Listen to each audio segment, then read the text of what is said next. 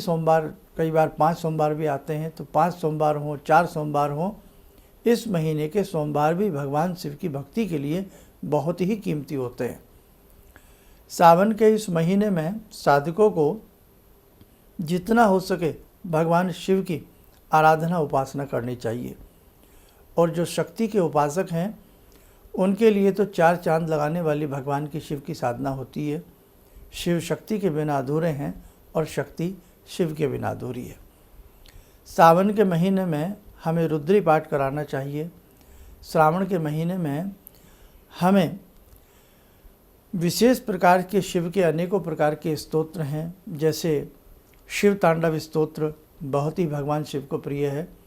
संध्या के समय किसी भी शिव मंदिर में जाकर के पूरे सावन पंचमुखी देसी घी का दीप जलाकर के शिव पिंडी के आसपास रखें, या शिव मूर्ति हो उनके आसपास रखें, और वहीं बैठ कर के शिव तांडव स्तोत्र का एक पाठ करें।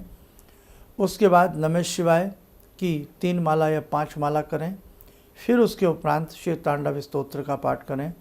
मास भर ऐसा करने से भगवान शिव की विशेष कृपा साधक को प्राप्त होती है। इसी के साथ साथ अनेकों साधक ऐसे हैं जो हर श्रावण में पूरा शिव महापुराण पढ़ते हैं। तो संपूर्ण शिव महापुराण का पाठ करना सावन के महीने में अति उत्तम फलदायी होता है।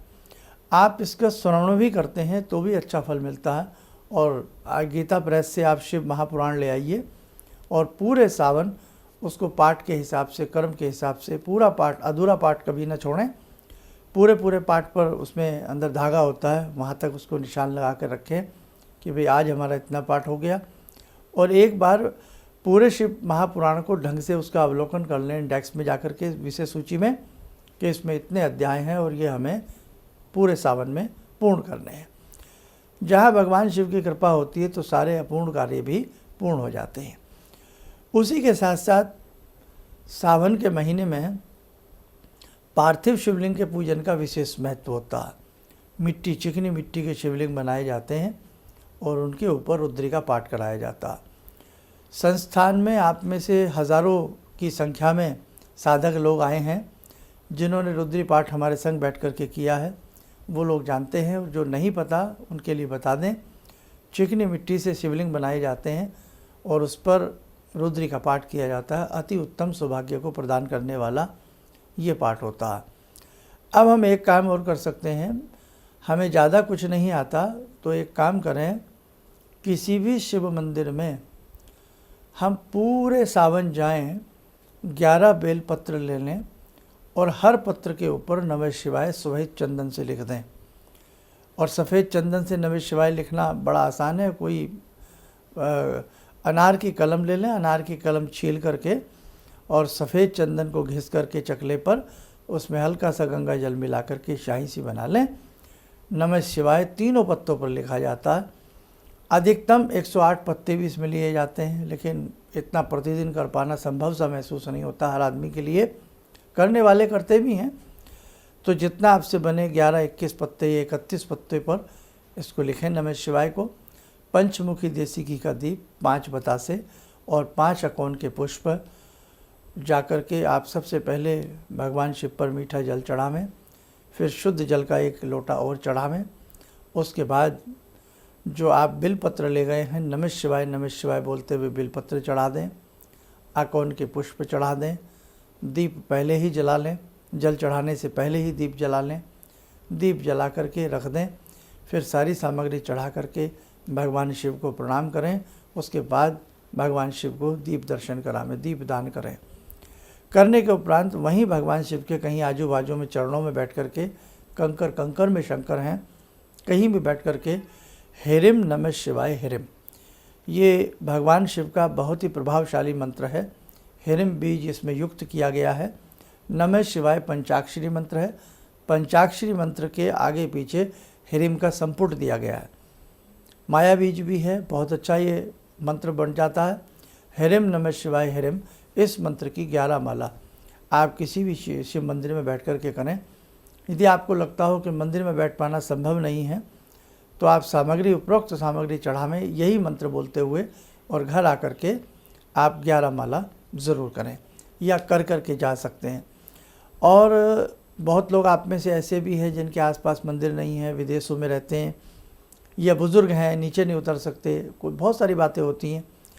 तो आपके घर में यदि नर्मदेश्वर हैं, घर में शिवलिंग जो है पारस शिवलिंग रख सकते हैं, और सबसे उत्तम तो हमारे ख्याल से नर्मदेश्वर होते हैं। नर्मदेश्वर को घर में रख के उन्हीं पर आप सफ़ेद रंग का त्रिपुंड लगा दें, सफ़ेद चंदन का, पंचोपचार धूप दीप आदि दे करके प्रतिदिन, और आप इसी मंत्र की ह्रीं नमः शिवाय ह्रीं की 11 माला करें, और इसी मंत्र को पूरे श्रावण चलते फिरते उठते बैठते इसका जप जप करें।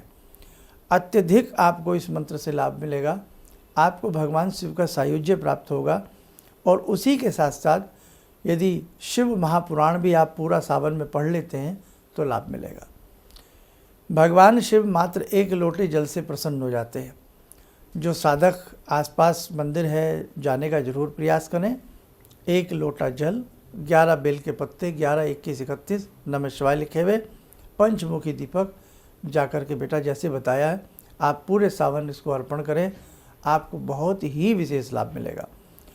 रुद्राक्ष पहनना श्रावण के महीने में वैसे तो हमेशा ही अच्छा होता है, लेकिन यदि आपके घर में रुद्राक्ष रखे हों, रुद्राक्ष की माला हो, तो सावन के महीने में रुद्राक्ष की माला ज़रूर पहने, आनंद आएगा, आपके लिए बहुत अच्छी रहेगी।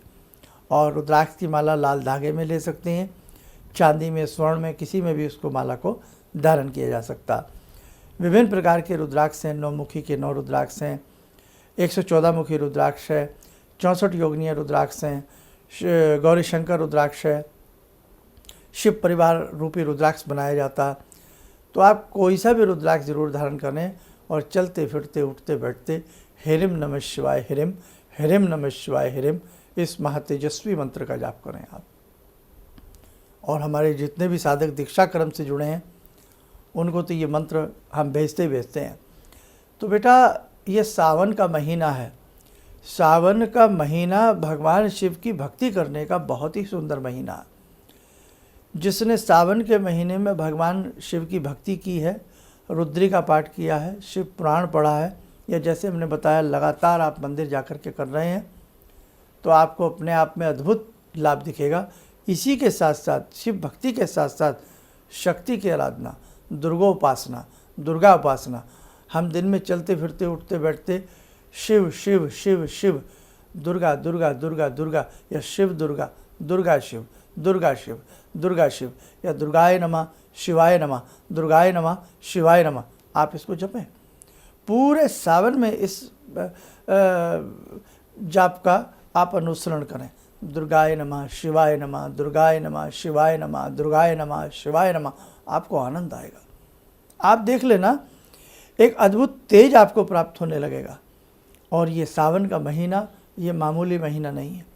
जिनके घर में बेल पत्र हो या आसपास बेल का पेड़ हो, बिल्व वृक्ष के नीचे बैठकर भी जो इसी मंत्र का जाप करता है, दुर्गाय नमः शिवाय नमः, दुर्गाय नमः शिवाय नमः, या शिव ह्रीं नमः शिवाय ह्रीं, या दुर्गा जी का किसी भी मंत्र की 3 माला, निवारण मंत्र की 3 माला, और उसी के साथ साथ शिव मंत्र की 3 या 21 माला या 11 माला जितनी आप कर सकते हैं। कहने का भाव, बिल्व पत्र वृक्ष के नीचे बैठ कर के, बेल के पेड़ के नीचे शिव और शक्ति की उपासना जो भी साधक सावन के महीने में करता, नाना भांति की उसकी कामनाएं सिद्ध होती हैं और भगवान शिव की विशेष कृपा उस साधक को प्राप्त होती है। तो ये बहुत ही कीमती महीना है। यदि आप नाना भांति के रोगों से घिर गए हों तो पूरे श्रावण मास में दुर्वा का सत शिव पिंडी के ऊपर चढ़ावें, फिर शुद्ध जल चढ़ावें, या कच्चे दूध में गंगा जल मिलाकर के शिव पिंडी पर चढ़ावें, और मन ही मन मृत्युंजय मंत्र का जाप किया करें। आपकी समस्त प्रकार की बीमारियां दूर होंगी। इंद्राक्षी स्तोत्र जरूर पढ़ना चाहिए सावन के महीने में, अच्छा लाभ आपको मिलेगा। जो शत्रुओं से घिर गए हैं, शिव पिंडी को शहद से अभिषेक करावें। जो लोग श्री संपदा धन की चाहत चाहते हों, गन्ने के रस से भगवान शिव की पिंडी का स्नान करावें, फिर शुद्ध जल से स्नान करावें। शत्रु बाधा में सरसों का तेल भी कार्य में आता है, लेकिन वो ऐसे ही नहीं करना चाहिए कि आपने सुन लिया और आपने कर लिया। उसके लिए किसी विशेष ब्राह्मण की आवश्यकता होती है, फिर वो अपने हिसाब से सरसों के तेल से अभिषेक कराते हैं, रुद्री आदि का पाठ होता है। तो ये सब चीज़ें सुनकर वही करना चाहिए जो साधारण कार्य है, जिसको हम लोग कर सकते हैं। नहीं तो बेटे, भगवान शिव तो मात्र 1 लोटा जल से प्रसन्न हो जाते हैं। आप 1 लोटा जल चढ़ा दीजिए, वो उसी से प्रसन्न हो जाएंगे। बस ये ध्यान रखना, इस पूरे सावन मास दुर्गाय नमः, शिवाय नमः, दुर्गाय नमः, शिवाय नमः, शिव शक्ति का संयोजन बना दीजिएगा। आनंद भव, आनंद की प्राप्ति होगी। और बहुत सारी चीज़ें हैं सावन के महीने में, और क्या क्या करना चाहिए, शिवरात्रि पर क्या विशेष करें, सारी चीज़ें आपको टाइम टू टाइम हम लोग आपको बताते रहेंगे। आइए भगवान शिव की महासाधना से 2 मिनट के लिए हम सब जुड़ें। साधकों, ये महीना बहुत ही कीमती है। नमक चमक विधि से रुद्राभिषेक कराना भी श्रावण मास में बहुत ही अच्छा रहता है। नमक चमक में थोड़ा सा पाठ विधि बढ़ जाती है, समय थोड़ा सा अधिक लगता है, लेकिन अगर उपयुक्त आपको करने वाले मिल जाएं तो आपको नमक चमक विधि से अपने घर में चाहे एक बार ही सही, सोमवार के दिन या किसी भी दिन, सावन तो वैसे पूरा शिवमय है, तो आपको नमक चमक विधि से रुद्राभिषेक भी ज़रूर कराना चाहिए। और आगामी समय में बहुत ऐसी चीज़ें हैं जो शिव भक्ति के रूप में अति गोपनीय है, वो भी हम आपको बताने का प्रयास करेंगे। बहुत अच्छा समय है ये, इसको ऐसे ही आलस्य और प्रमाद में न गमाएं। जितना आपसे इस मास में शिव भक्ति हो सकती है आप करने का प्रयास करें। बहुत लोग तो पूरे सावन का व्रत रखते हैं, वास्तव में वो धन्य है। इस सावन में ध्यान रखना, वैसे तो कभी भी नहीं, लेकिन अभक्ष्य पदार्थों का सेवन आपको नहीं करना। शुद्ध सात्विक आहार ही आप लें, और साथ में जितनी आपसे बन सके चलते फिरते उठते बैठते शिवाय नमः, दुर्गाय नमः, दुर्गाय नमः, शिवाय नमः, जप अजप आप लोग जरूर करें।